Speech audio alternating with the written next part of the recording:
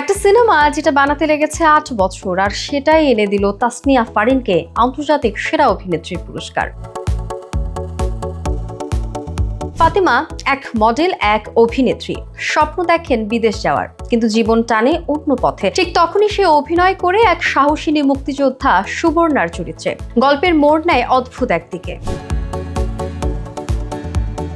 একসময় ফারিন বুঝতে পারে সে যে গল্পে অভিনয় করছে সেটা যেন তার নিজের জীবনের গল্প। বাস্তব আর অভিনয় এক হয়ে যায়। আপনি বুঝতেই পারবেন না কখন সে অভিনয় করছে আর কখন নিজের জীবন বলছেন।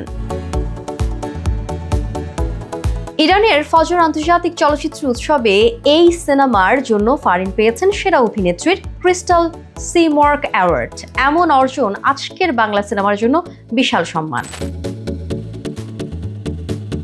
এই সিনেমায় গান গেয়েছেন কোনাল, শারমিন সুলতানা সুমি, ছিলেন ইয়াশ রোহান, তারিক আনাম খান, পান্থ কানাই। আর সিনেমাটোগ্রাফি তুহিন তমিজুলের ক্যামেরা যেন চরিত্র হয়ে উঠেছে। দুটি সময়, দুটি সংগ্রাম আর এক অভিনেত্রীর দুর্দান্ত অভিব্যক্তি, এটাই ফাতিমা। এখনই বঙ্গ খুলে দেখে ফেলুন, কারণ এমন সিনেমা বারবার আসে না।